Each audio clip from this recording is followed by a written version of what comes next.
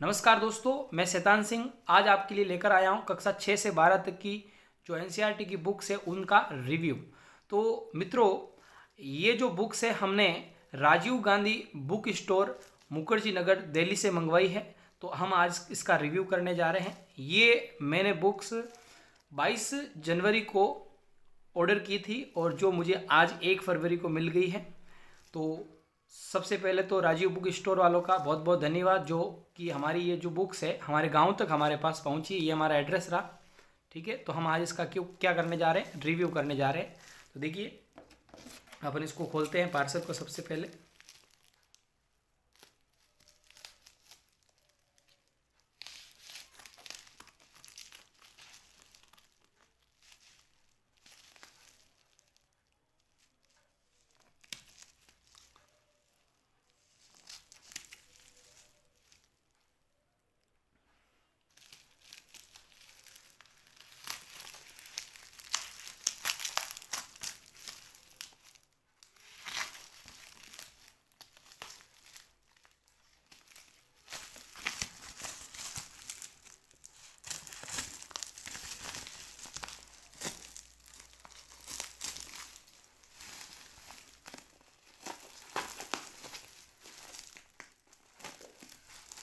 इस पार्सल को खोलते हैं अपन।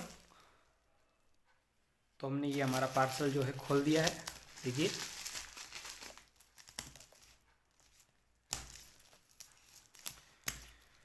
इसमें सारी कक्षा 6 से लेकर 12 तक की जितनी भी जो बुक्स है वो है। तो मैं एक एक करके आपको बताता हूँ। सबसे पहले ये हमारे भारतीय अर्थव्यवस्था का विकास, ये बुक्स देखिए। तो ये हमारे पास भारतीय अर्थव्यवस्था के विकास कक्षा 11 की एनसीईआरटी है। देखिए, बहुत ही अच्छी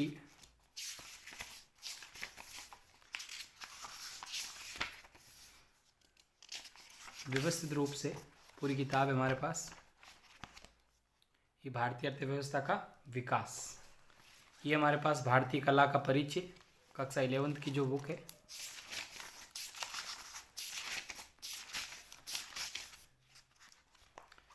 फिर इसके बाद में कक्षा 7 की विज्ञान की बुक, साइंस। फिर ये हमारे सामने कक्षा 6 की विज्ञान साइंस की बुक है। उसके बाद में कक्षा 8 की विज्ञान की बुक है ये। उसके बाद में ये कक्षा 10th की साइंस की बुक है।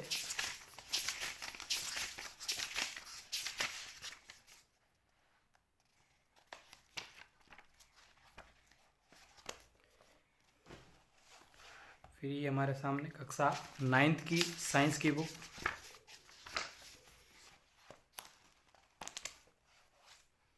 फिर इसके बाद में ये समाजशास्त्र कक्षा 11th की बुक, ये देखिए। फिर उसके बाद में समाज का बोध कक्षा 11th की बुक है। एनसीईआरटी की ये बुक्स हमारे को पढ़ने में बहुत ही हेल्प करेगी और साथ ही साथ इससे क्या होता है, सारे कंसेप्ट जो है वो क्लियर हो जाएंगे। उसके बाद में भारत में सामाजिक परिवर्तन एवं विकास, ये भी समाजशास्त्र की बुक है कक्षा 12th की।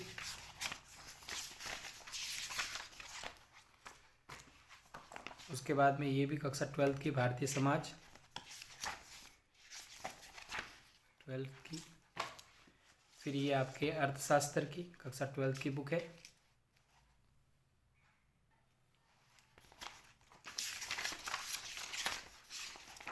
इकोनॉमिक्स। उसके बाद में ये कक्षा 10th की आर्थिक विकास की समझ, ये भी इकोनॉमिक्स है। ये भी इकोनॉमिक्स है कक्षा 9th की। ये स्वतंत्र भारत में राजनीति कक्षा 12 की एनसीईआरटी की बुक्स पॉलिटी के लिए। फिर उसके बाद में समकालीन विश्व राजनीति कक्षा 12th के लिए।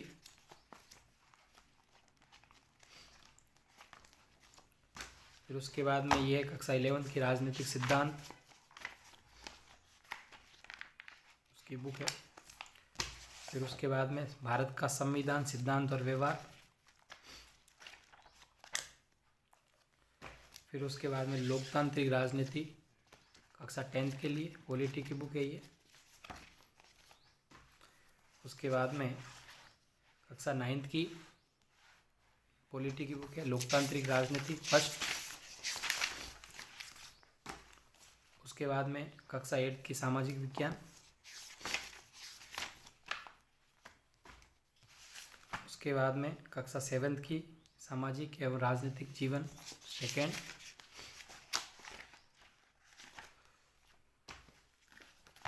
उसके बाद में कक्षा 6 का सामाजिक एवं राजनीतिक जीवन। कक्षा 12th की भारत, लोग और अर्थव्यवस्था। फिर कक्षा 12th की मानव भूगोल के मूल सिद्धांत जियोग्राफी बुक है। फिर भारत भौतिक पर्यावरण कक्षा 11th की बुक है ये।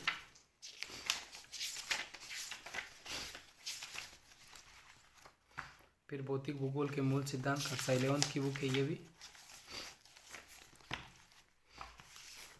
फिर सामाजिक विज्ञान समकालीन भारत 2।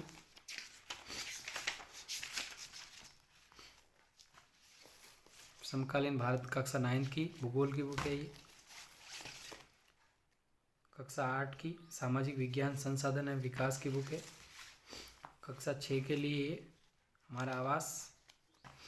कक्षा 7 की हमारा पर्यावरण। और ये है इकाई 10 पारिस्थितिकी।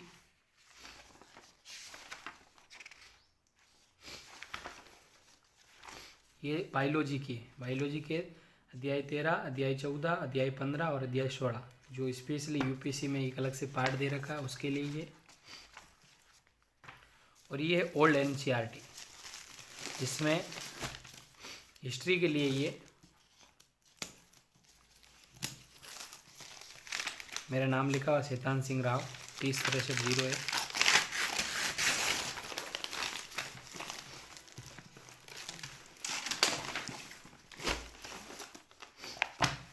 ये आधुनिक भारत,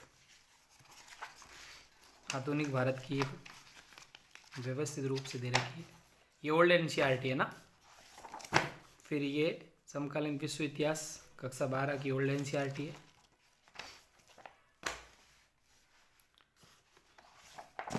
फिर ये मध्यकालीन भारत।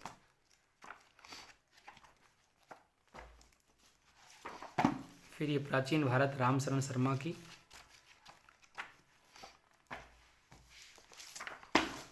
फिर कक्षा 10 के लिए सभ्यता की कहानी। फिर ये कक्षा 9th के लिए सभ्यता की कहानी, इतिहास की बुक है ये भी। फिर ये कक्षा 8 के लिए आधुनिक भारत है। और ये अंतिम बुक है कक्षा 6 की प्राचीन भारत। तो ये थी दोस्तों हमारे कक्षा 6 से 12 तक की एनसीईआरटी की बुक्स, उसके बारे में हमने बातचीत की। यदि आपको हमारा वीडियो अच्छा लगा तो वीडियो के लिए आपको लाइक और साथ ही साथ आप कमेंट करना न भूलें। और भी आगे भी अच्छी अच्छी बुक्स का अपन रिव्यू लेके आएंगे। धन्यवाद।